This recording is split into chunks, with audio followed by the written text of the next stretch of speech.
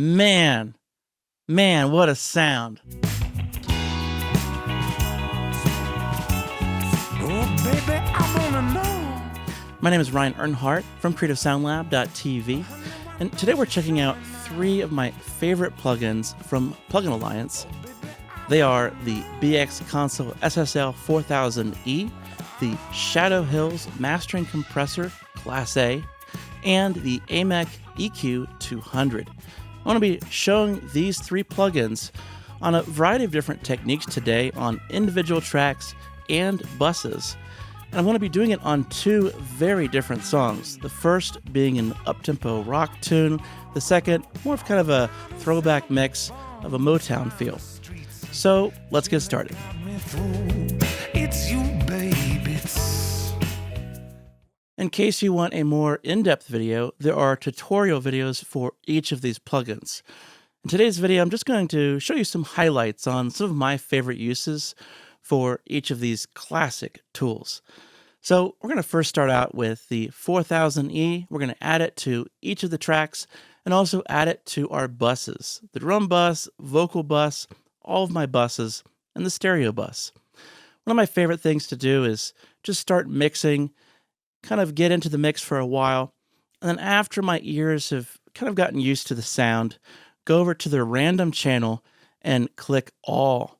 And all of a sudden, the plugins have subtle variations thanks to the TMT, and each individual instance creates kind of a unique sound, a slightly different harmonic. And you can just hear the saturation and the mix kind of widen and increase in its complexity. So it's a really cool experience, but it really works best when you've been working on a mix for maybe an hour or 2, and then go hit random channel all, and you'll just hear the mix widen and get more complex. So let's first start out with some drum mixing, and specifically kick drum, because I really want to highlight today kind of the interactivity of the individual track, compression and EQ, then going to the drum bus processing, and then the stereo bus processing. So let's start out on the individual channel and see what I have going on there on that 4000E for the kick drum. So what I'd like to do is keep my stereo bus compressor visible in the upper right here. I'll go ahead and pull up the drum bus compressor as well and put that down below it. This way we can kind of see what's going on down the line. So it's not just one plugin working, it's actually a series of things. We have the individual track, then we have the compression on the bus, and then compression on the stereo bus. So we don't want to overdo it, and I have to be careful not to do too aggressive settings on the individual kick channel. So this kick drum is actually in 2 parts. We have the kick in and the kick out mic. For the kick in, I'm really focusing on the attack. And kind of my go-to point is this 3K. I give it a boost there. I also love the low-end boost. I give that about, 90 or so. I also love doing a 0.2, which is a 200 hertz reduction. For this mix, I didn't do that, but I definitely did it on the other mic. So the other mic looks like this. And this is a little bit more typical of if I only have one microphone to do everything. I can very quickly get a kick sound by doing a low-end boost, a cut at this 200 hertz, and then a boost at 3K. Being that this is an outside mic, I'm not really doing the boost at 3K. In fact, I'm actually reducing some of the highs here. So let's go back to the kick in mic. And I also want to show you how much I'm compressing the kick at this stage.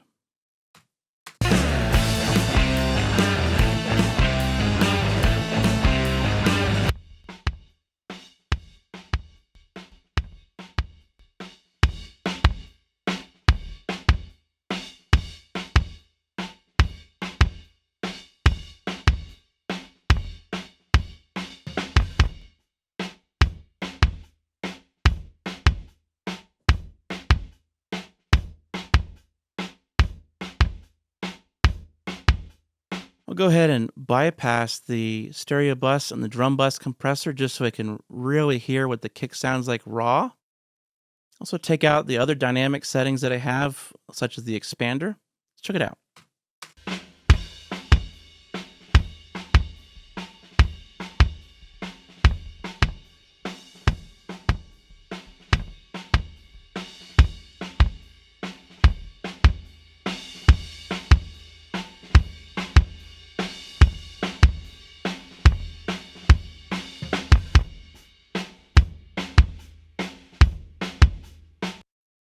So I really find that the slow attack on kick can work quite well. It can kind of vary between the kick drum, but for this kick, I find it works great. Another setting that I love for kick drum is the use of the expander, basically an upside down compressor that is acting sort of like a gate, but it has a ratio. So it's a lot more musical, a lot more gentle. You can kind of sneak it in a lot more and get away with it. So for this, I love cleaning up the low end with the expander. And I don't always have to do, 20 or 30 dB. Sometimes 5 or 6 dB is more than enough just to get a little bit more clarity in the low end, especially when you're doing a lot of compressing. Let's check that out.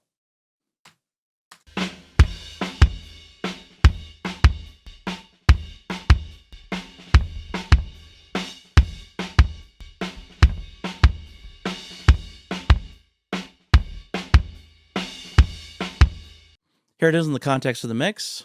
Stay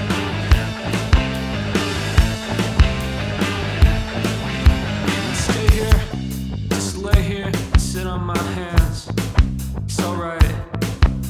I lay here, just stay here and wait for my chance. Looks bright. Yeah, so it just helped clean up that low end just to make sure we're not getting any of the dribble or the chatter between the notes. Just making sure that it only gives us that low end punch when we want it. Now I can hear when I push the fader that I'm actually pushing into some saturation. So it could be the saturation that I have going on at the AMEK EQ 200 on the stereo bus, but it also could be the saturation right here on the channel. I love this. If you have a transient that isn't quite getting the control that you need, you have built-in saturation right here. It goes up to -30. I find the sweet spot is somewhere between -60 all the way up to about -40. So, be careful. You can definitely overdo it, but it's a really handy trick. If you can't quite get the control that you want, use some of that THD down the saturation, and you'll get more complexity for the lows and more control over that kick drum. So let's add in the drum bus compressor, and just listening to kick drum, let's see how it changes.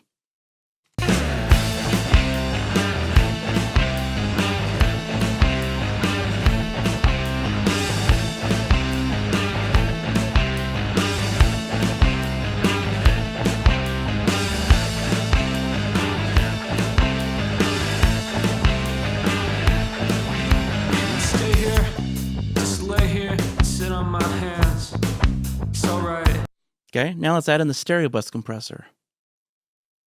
I lay here, just stay here and wait for my chance. Looks bright.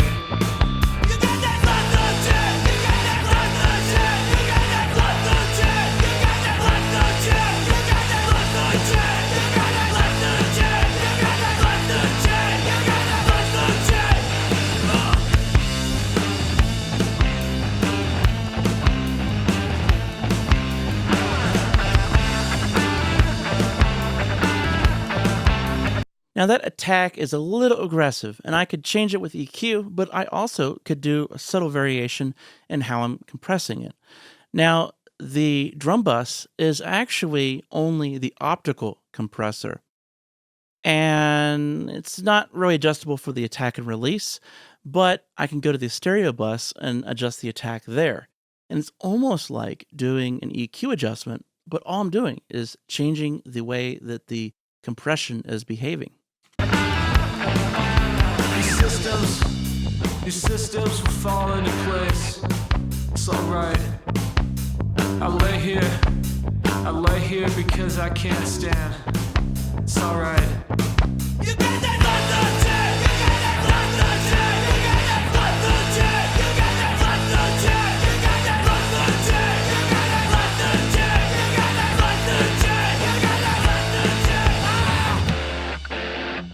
So you hear that? I actually went back and changed the compressor from slow to fast, and that had a similar effect. Really interesting. You can attack the problem in several ways. You could change the EQ at 300, if the attack is too much, okay, take it down a little bit.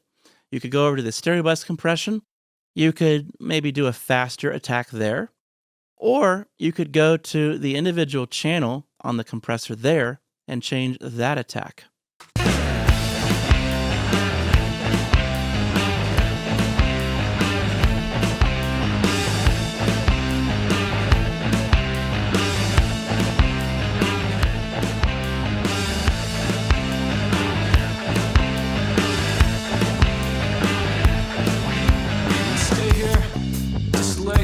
Sit on my hands, it's alright.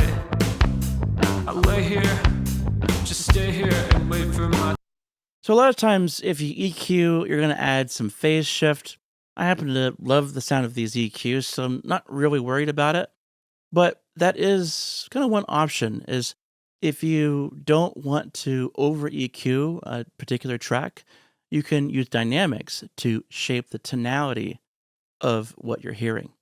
You don't always have to use EQ to shape the tonality. Okay, let's move on to the snare drum.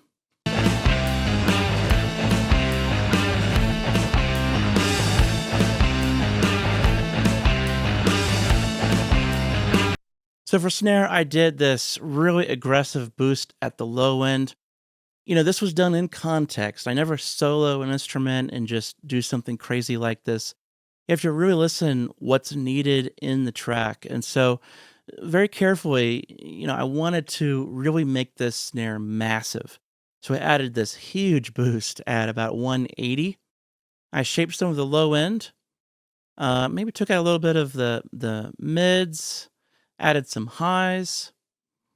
But the key thing here is the expander, the compressor. And I also want to talk about the saturation going on here and how it affects kind of the things down the line with the drum bus and the stereo bus compressor. So let's check out what the compressor is doing on the individual snare track first. I have the others bypassed and the expander off. So this is just the snare.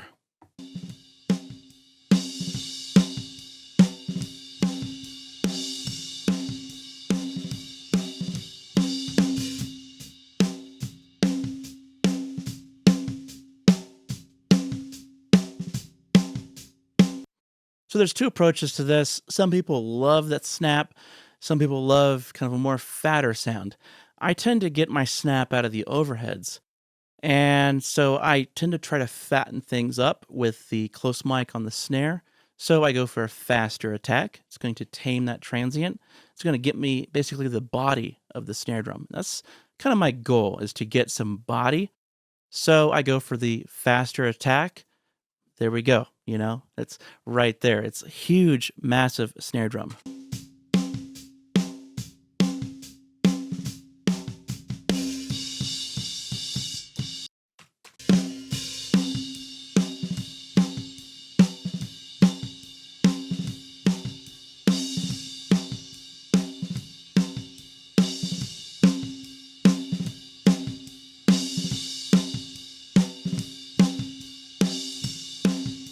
So here I'm actually driving that low end into the compressor to make sure I get enough kind of options as far as gain into the compressor.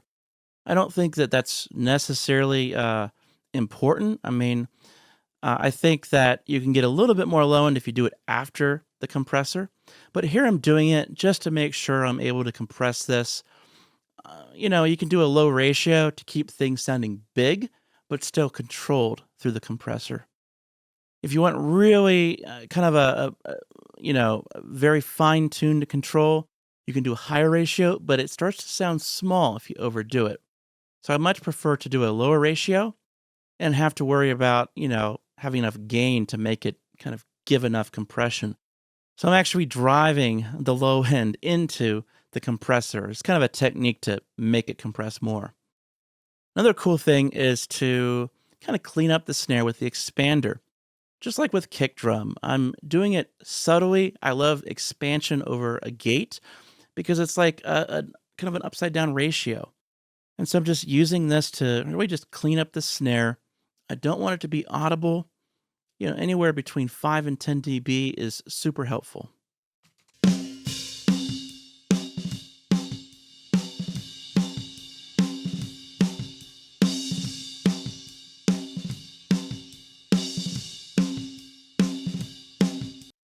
So that's really nice. If you want to add some attack to the snare, you can do this boost. And if you don't have the expansion on, you're just going to boost the noise between the hits. That cymbal bleed and other noise is not really doing ghost notes, so I don't have to really worry about that. So this is just allowing me to EQ the snare like I want and kind of clean up the top end. Another cool trick is the saturation, and this is kind of on the same approach of using a fast attack on the compressor.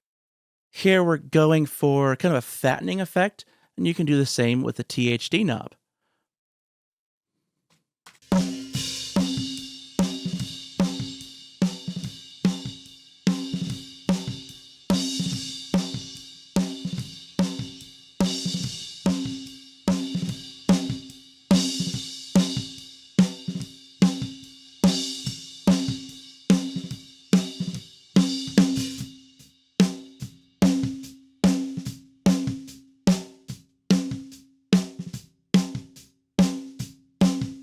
So it's a little hard to hear, but it's almost like a fade on the snare drum. It kind of comes in and it has kind of a length to it when it's saturated. It's more of a zh than a pop. So it's subtle, but I think in the context of the mix, it sounds strange, but in the context of the mix, when you bury something, it actually can expose what it's doing. Let's see how it works.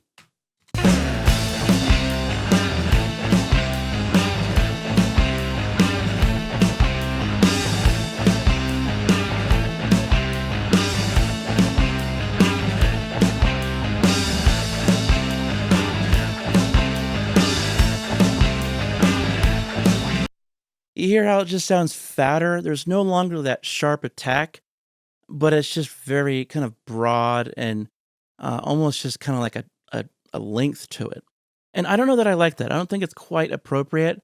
It could be really cool for like an old school kind of, maybe a drum loop or something. But for this, I think maybe somewhere in between might be kind of the sweet spot.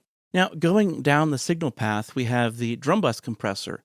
And for that, I'm using the Shadow Hills Mastering Compressor Class A, using the optical circuit only. I love that for, again, a fattening effect. It's very fast, and I love it for drums, but not completely like 100% mix. I'd rather have kind of a 50-50 mix. It's kind of a parallel impression kind of thing. So let me show you just the snare drum soloed, and you can see how it's just a touch too much. But if we kind of mix it in half and half, it's a really nice effect.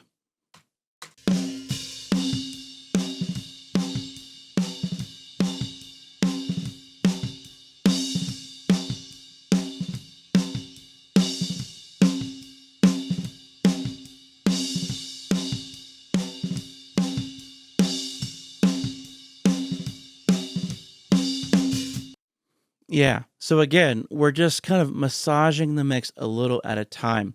You know, when I first started out mixing, I would just slam a compressor on that snare and be like, yep, there's the sound. But I would forget about all the other things down the line that usually happen to kind of help glue and make a cohesive mix. And so this is, again, it's adding a subtlety of the flavor, but it is helping. So we want to do a little bit at a time. So I'm going to leave it as it is here. Let's go over to the stereo bus and let's see how that's affecting just the snare, okay? The interactivity between all of these compressors giving us our final sound.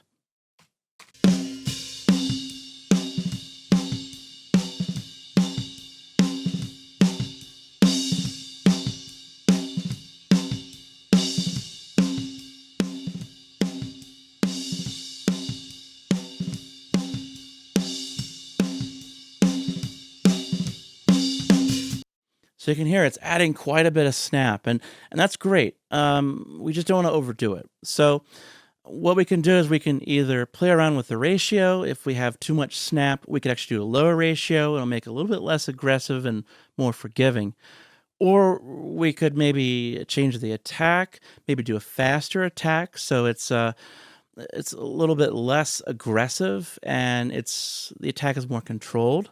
Or we could just hit it not quite as hard. And that's the approach that I have here is, maybe 1 to 2 dB max of compression.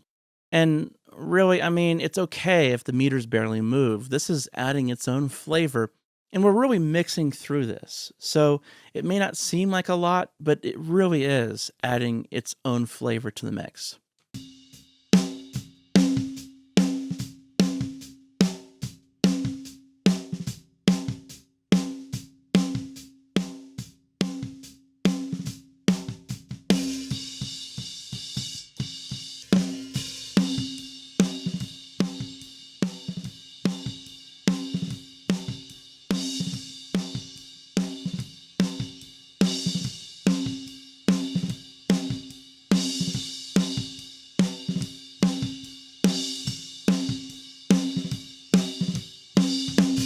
So you can see that as I go with a higher ratio, it gets a lot more aggressive. It gets a little bit more picky on what it likes.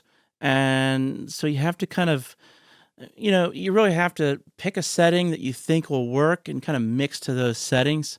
A small change here can really make a difference in what decisions you make as you're mixing. So I'm going to go back to my original settings, 2-to-1 ratio. Low ratios sound wonderful on this thing. And, just kind of set up the threshold so I'm hitting about, 1 dB.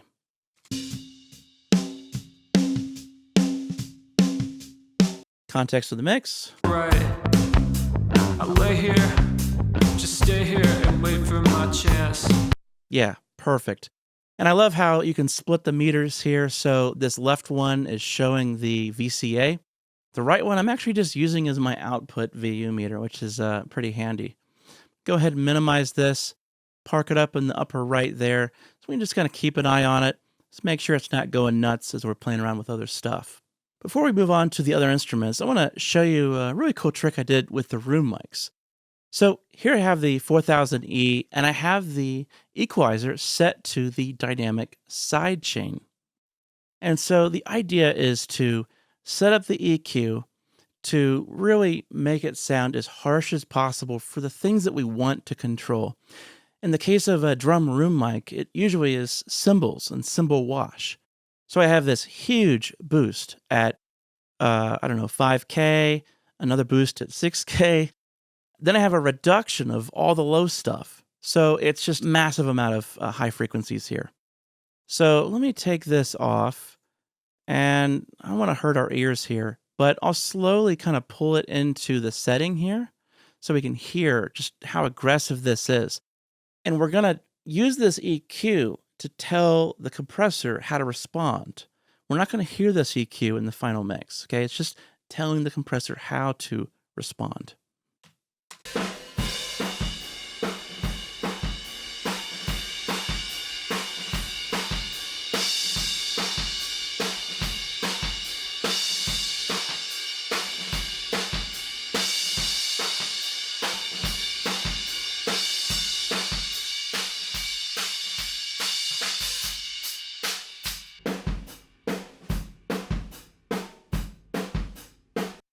Okay, so we have our EQ set. We want to hunt around for what we don't like. And so now our compressor is going to be listening to that. Okay, that's what it's listening for. In fact, we can even take this and just crank this up to 2000 hertz if we want. There's multiple ways to do this. We also could do it here at the filter, okay, right here.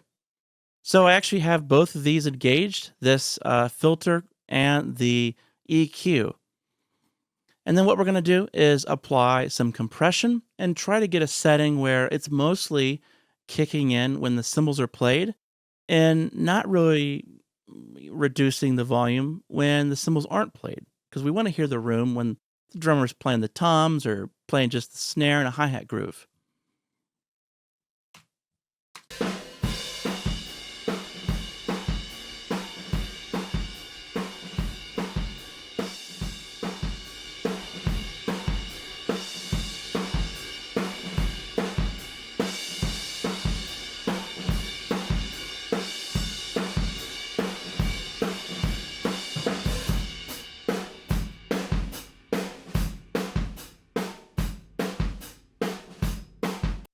Yeah, so you could definitely hear how when he hits the crash cymbal, it definitely is clamping down.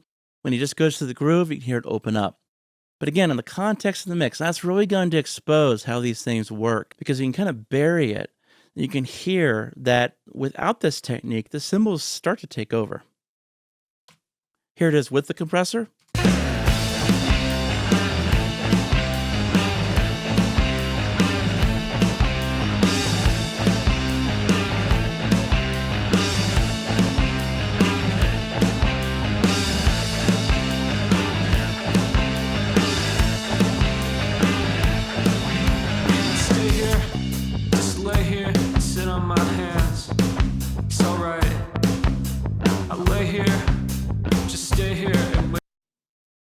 Without.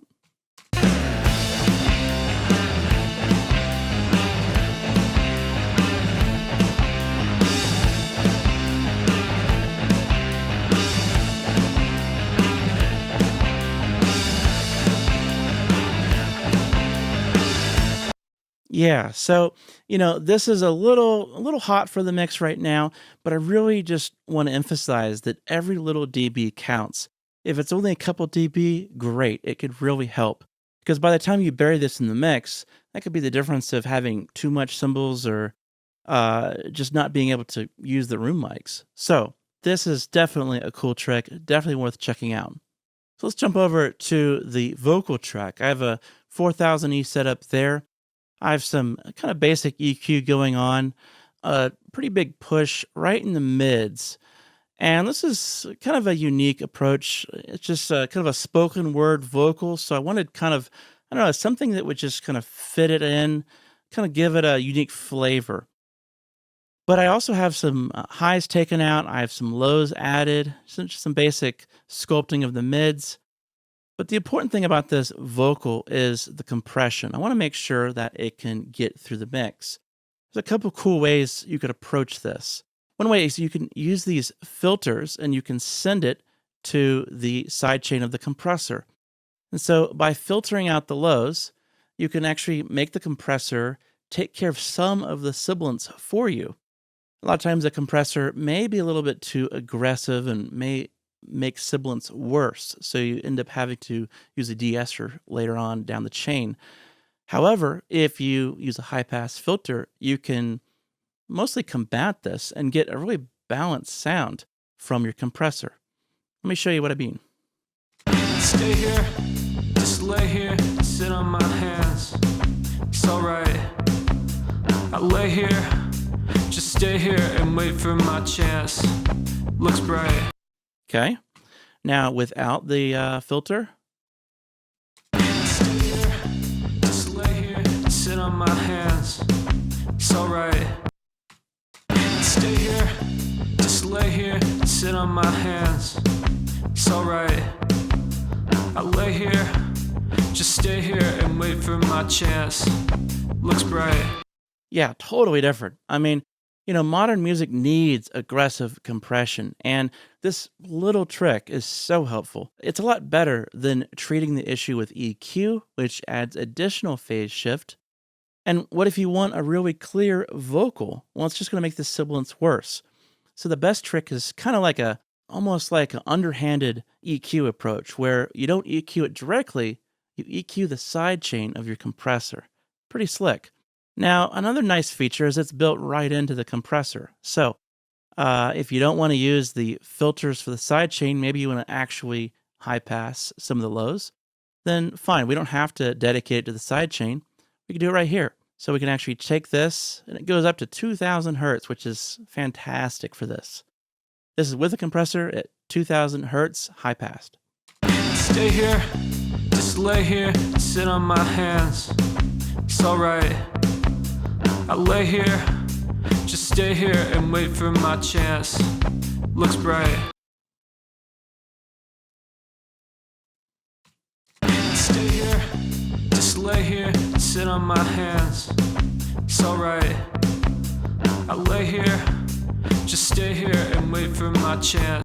Yeah, I mean, huge difference. A third way to do this, if this wasn't already good enough, is to actually use the EQ to sidechain. So we can dial in, the harsh highs exactly where we need them and send it to the sidechain. However, we have so many good options here and ways to do this. I'd rather use this EQ for tone shaping than, use it up for the sidechain. Now, a cool thing about the tone shaping is, you have maybe a boost in the lows here, a boost in these mids, and it can be really cool to add some saturation and just to kind of, I don't know, just kind of push the edge of the channel strip here. Stay here, just lay here, sit on my hands. It's alright. I lay here, just stay here and wait for my chance. Looks bright. Okay, so you can hear it's starting to kick in there. It's not too obvious, but it definitely is saturating there. Let's hear it again. Stay here, just lay here, sit on my hands. It's alright. I lay here, just stay here and wait for my chance. Looks bright. Stay here, just lay here, sit on my hands. It's alright. I lay here, just stay here and wait for my chance. Yeah, big difference when I take it out there. So I think maybe somewhere in between those kind of extreme settings and totally off would be about right. So I don't know, maybe about negative 45 or so.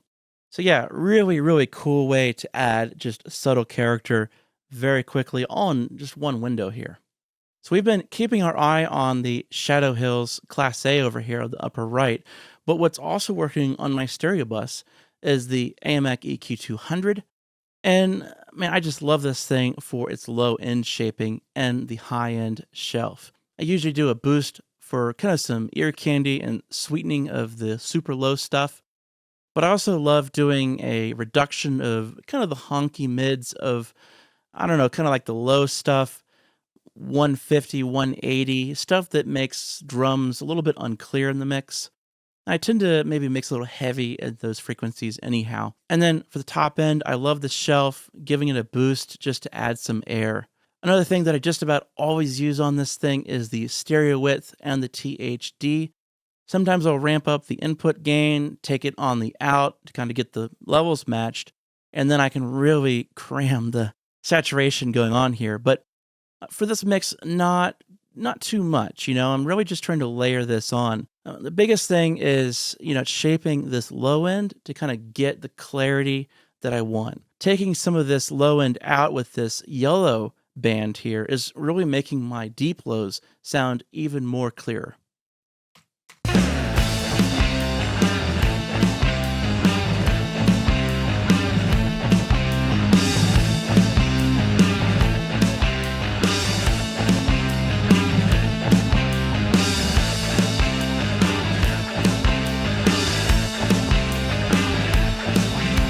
Stay here, just lay here, sit on my hands.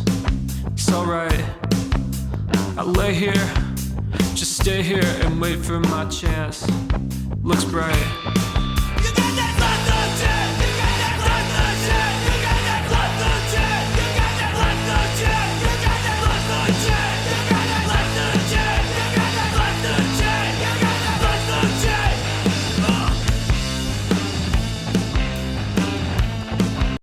Yeah, and I love the scaling on this. It really makes it so that you can, scale it down, super low, maybe 20% scaling, and then all of your adjustments are super, fine, 0.3 dB, 1 dB. I mean, you have the range buttons here, but when you scale it down, you can really turn these knobs into very fine adjustments. So we'll go ahead and return it back to about 50% or so. Of course, the invert button is very cool if you want to actually see the opposite of what you're doing. And then the auto listen, it just automatically plays for you the frequencies that you're dealing with. Here's an example.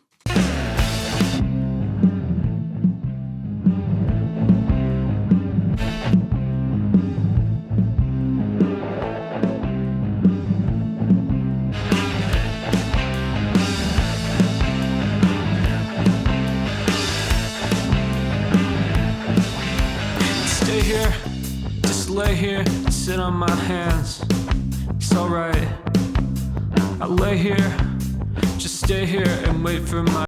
So instead of a reduction of the yellow band here at 180, it's going to be an addition of amplitude at 180. So very, very cool little features that are packed into this AMEK 200.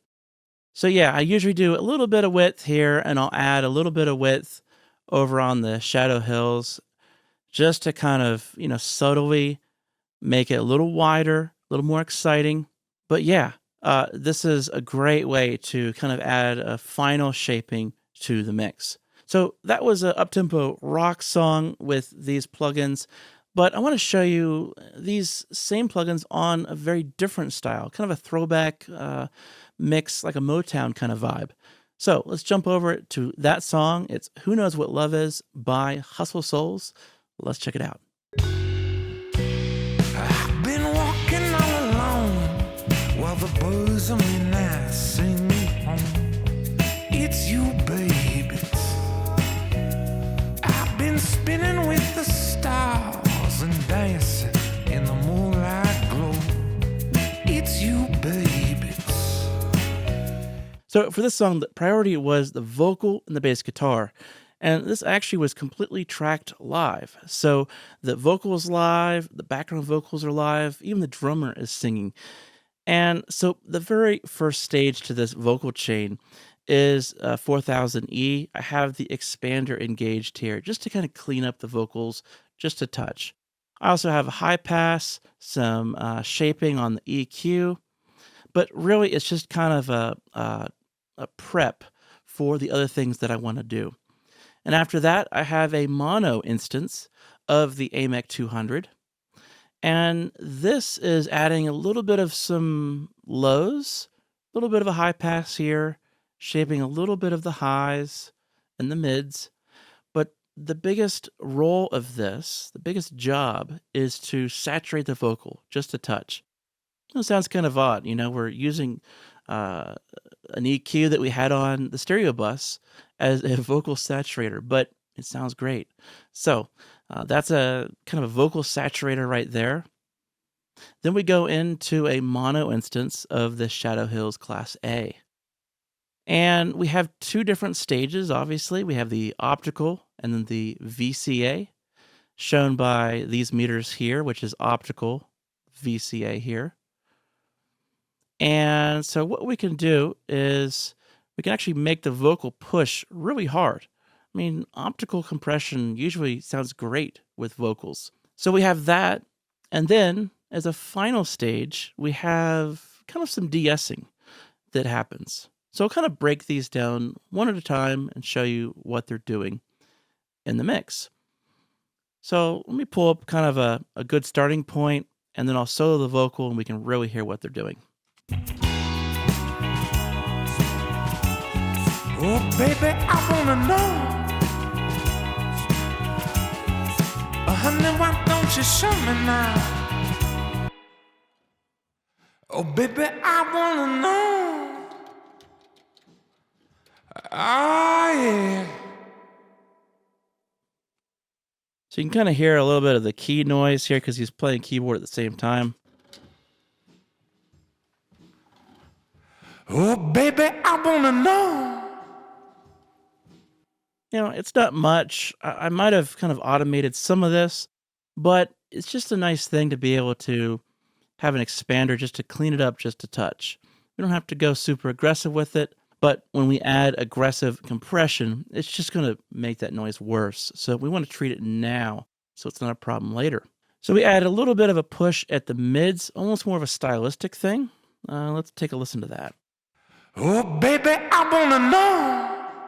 Oh, that sounds great. I think it's getting pushed into the AMEK 200 at this point. Let's take that off. Let's take everything off, actually. See, this has no THD. Okay. Have another listen. Oh, baby, I wanna know. Okay, so yeah, the AMEK 200, that's really, really sounding nice for the saturation on this vocal. Oh, baby, I wanna know. Honey, why don't you show me now? Oh, baby, I wanna know. Oh, yeah. Man, that just really makes the vocal sound, doesn't it? Oh, baby, I wanna know. Honey, why don't you show me now? Oh, I just love it. I love that overdrive. It just, man, it just sounds like that really old school, tube crunch that, if they didn't have enough compressors to compress everything, they just kind of crunch it and saturate everything to make it compressed, basically. So yeah, it's that really old school kind of crunch. But I do want to have more of a modern flair to this mix. Man, that's such an incredible sound. So I added some optical compression. Was kind of my first step. Let me take out the VCA. Yeah, put in the optical. Let's have a listen to just the optical. See how that sounds. Oh, baby, I wanna know.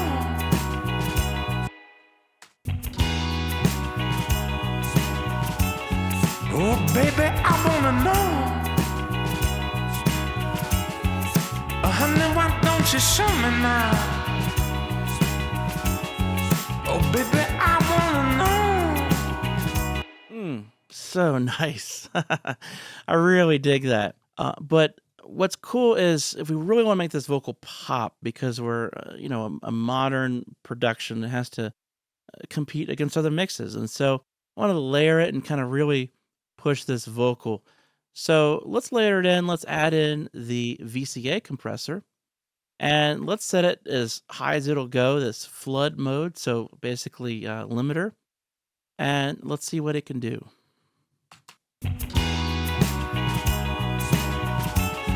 Oh, baby, I wanna know. Honey, why don't you show me now? Oh, baby, I wanna know. Oh, yeah. So we don't have to go quite that aggressive on it, but the idea is when we can layer compressors, we can really push it forward in the mix, make it super consistent. And, this guy, Billy Litz of Hustle Souls, he's really dynamic for his performance. So we want to make sure that every word is audible. Certainly for the style of music, that's the style with the vocals just right out front. Let's go over to the vocal bus and let's check out the Sibilance treatment that I have going on here. What I have is the EQ is set up to go to the sidechain of the compressor. I've made the sibilance as aggressive as possible. I've boosted the sibilance here, here, and here. I've taken out some of the lows.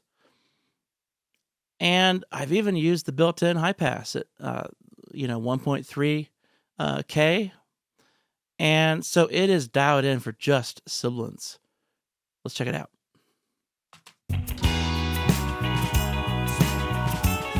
Oh, baby, I wanna know. Honey, why don't you show me now? Oh, baby, I wanna know. Oh, yeah. Okay, let's hear it on that problematic passage here. And I don't wanna wash away the taste of your lips that linger still in my throat. So this might be a little bit aggressive, but it's totally doing the job. And let's dial it back a little bit and have another listen. And I don't wanna wash away the taste of your lips that linger still in my throat. Yeah. And I don't wanna wash away the taste of your lips that linger still in my throat. So with the higher ratio, we typically get a harder knee. So it's a little bit more precise on the setting of the threshold. We can really dial it in. Also going for the fast attack, fast release, because it's just, get in, get out. I don't want the whole vocal being dragged down every time he makes an S sound. And I don't wanna wash away the taste of your lips that linger still in my throat. There we go. Perfect. And I don't wanna wash away the taste of your lips that linger still in my throat. Yeah, and there we go. So we have total control of all elements of the vocal, and really just using these three same plugins that we've been doing this whole time. Let's go and check out the bass guitar, the other major element of this song. So for bass guitar, I have two tracks. I have a DI track and a bass amp track. Here on the left is the DI. I have the expander, just cutting out any noise in between the notes. And I have it shaped to mostly give us a lot of the lows and some of the upper highs, just some of that articulation. Moving over to the bass amp, I have it set up to mostly just do the lows. I have some of the mids taken out, some very light compression, but both of these aren't really doing much heavy lifting. That actually comes with the mono instance of the Shadow Hills Class A here. And here I'm doing the optical compression.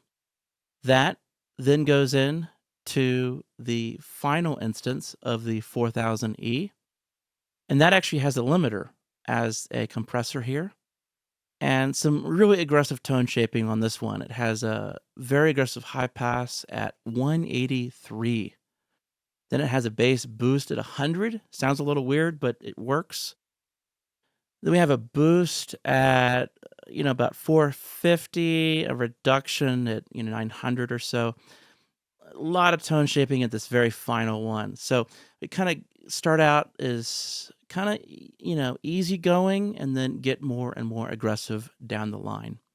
Let's have a listen.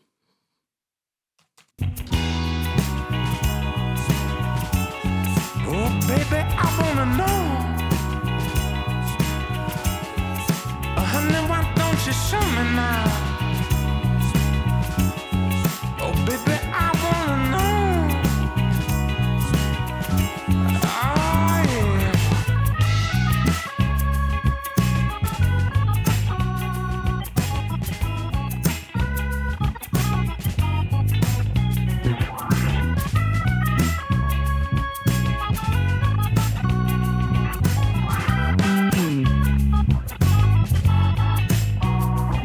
All the bottles in my So you can see the interactivity there. I'm actually driving the compressor just by using the output of the compressor here.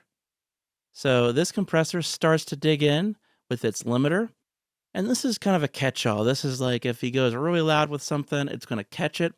But the flavor of compression is happening from the Shadow Hills here. So again, all kind of drive this, and you watch as this compressor starts to dig in. oh, baby, I wanna know. Honey, why don't you show me now? Oh, baby, I want. So yeah, that actually doesn't sound that bad. I can force feed an extra gain into this final 4000E here. This threshold is fixed, where it is, but by providing it more input gain, I'm basically causing it to start to compress. Then, of course, I have to take this down a little bit. So I do just to compensate it, keep it about level in the mix. We could also do the THD, add some saturation at this point, but I think I have plenty of that from the actual bass amp. That's one way to do it. That actually doesn't sound half bad, It really sounds quite good. But I wanted to really experiment with the flavor of the optical. So I'm going to take this gain down and just kind of get a balance between these two compressors. Oh, baby, I wanna know. Honey, why don't you show me now? Oh, baby, I wanna know. Oh, yeah.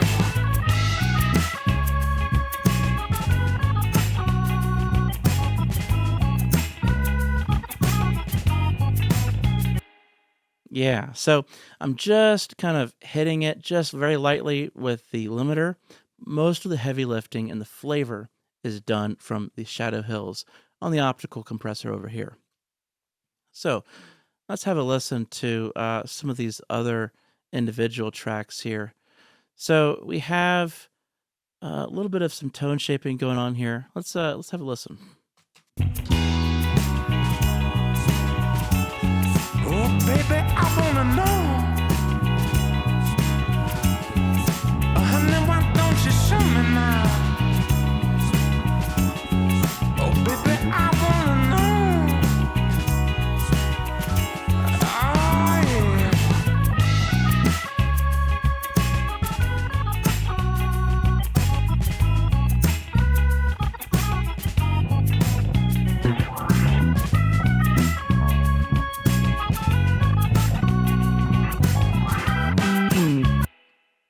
See what happened there? So there's lots of interactivity. I can boost, I can cut this frequency, and it really speaks in that frequency range, which is what, 800? Yeah, 800. Now I have to also compensate, pop over to the Shadow Hills, readjust that threshold. And when I do, then of course I have to adjust the output, get it set in the mix. It's a very different feel to that bass. One has a very kind of round sound where it's more about the actual low frequencies, or one is more about the, I don't know, kind of the upper mids to that bass. And it almost sounds like you could hear it on an iPhone speaker if you had to. And so I think stylistically, the latter is better. Having some of that upper mids is perfect for this style. So that's with the DI input. Let's check out that bass amp. That's actually a great bass amp, a 150C by Acoustic. Let's have a listen. Oh, baby, I wanna know. Honey, why don't you show me now? Oh, baby, I wanna know. Oh, yeah. So we can hear that the kind of weirdness of 300, I took some of that out, specifically on the bass amp, because it wasn't exactly helpful. And we're mostly looking for kind of the saturation, kind of that compressed sound that has, I don't know, just this really nice ability just to sit in a mix. That's what a bass amp is just so good at doing. So our bass sound is really a combination of really these four different plugins. We have the 4000E for the bass DI, the bass amp, going into the Shadow Hills is kind of a bus for the bass. And then also this 4000E is on the bus for the bass as well. This high pass seems awfully aggressive, doesn't it? I mean, it's like 180. Let me show you what that sounds like with and without. Let me go ahead and get my balances set up right first. Oh, baby, I wanna know. Honey, why don't you show me now? Oh, baby, I wanna know. Oh, yeah.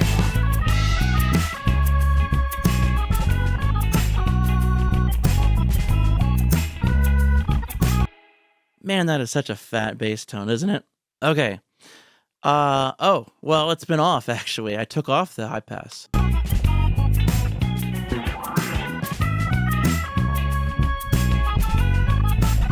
Wow. Wow.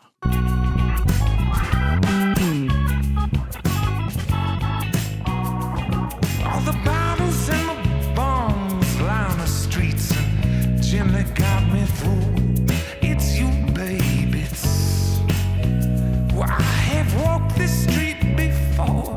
1,000 nights have passed, but now it's new. It's you, baby. It's and I. Yeah, so that's probably why I used the high pass, as it was just so massive, and I wanted to leave some room for that kick drum. The kick, I wanted to have kind of like that, just that really kind of deep kick drum that you can sometimes have with motown kind of mixes. Not over the top, but just subtly there. And I didn't want this just kind of, covering it up. Now, another cool trick that I implemented here is the use of the A, B, C, D option right up here. So you can actually automate these settings. I have a section of a song that's kind of down and much more of a lower volume. And so I've automated this plugin to be going to the B setting for this part of the song. And that's because it has totally different dynamics. It's just much softer, so I boosted the input gain, added some compression, and I've changed around a little bit of the EQ as well.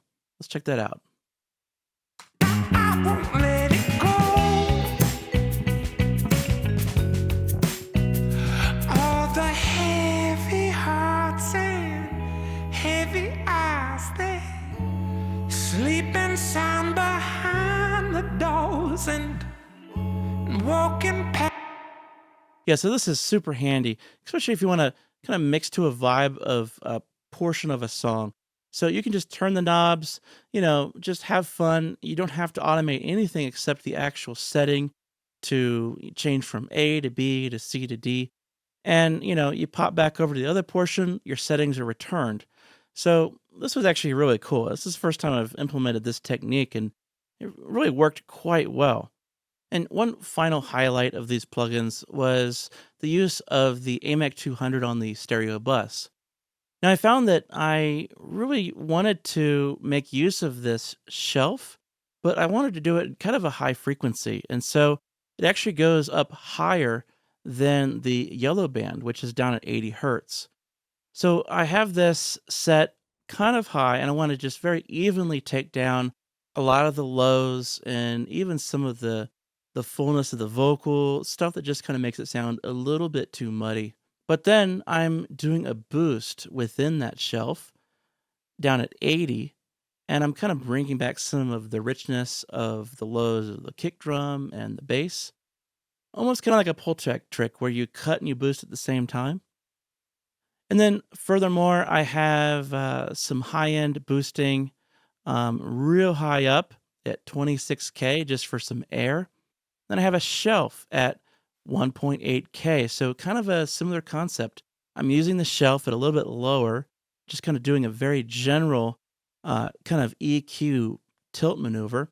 But then I'm also adding kind of a band boost at a certain frequency within that shelf.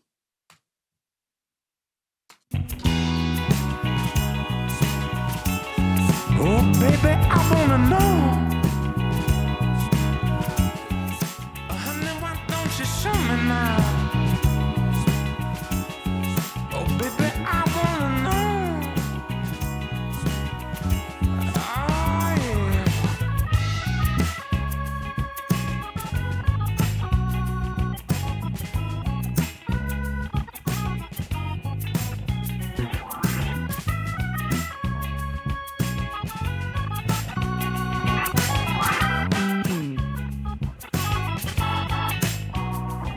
All the bottles and the bombs lie on the streets and gently got me through.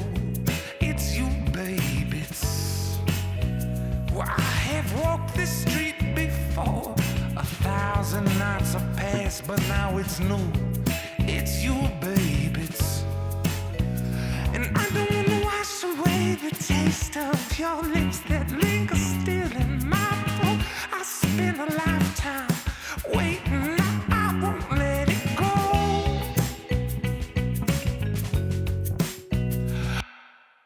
Yeah, so there's several things going on here, and it's really hard to just talk about one plugin because they're all interconnected. You have the saturation here, you have the stereo wideness, but then you also have additional stereo wideness over here. I'm always just kind of giving this a little boost. It's just such an easy kind of free card to play to make it sound just a little bit more nice. Same thing with saturation, just a little bit more saturation to THD to kind of make it sound just a touch louder. But yeah, overall, man, this is a lot of fun to play with. I mean, there's so many cool ways to shape a mix. You got the 4000E on the individual tracks, the TMT randomized to give you that console sound. Then you could do mono instances or stereo instances of the AMEK 200 or the Shadow Hills Class A.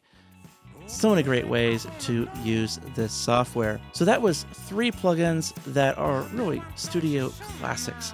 They're part of the Mega Bundle. And of course, don't forget to try these plugins out yourself with a 14-day free trial over at plugin-alliance.com. Till next time.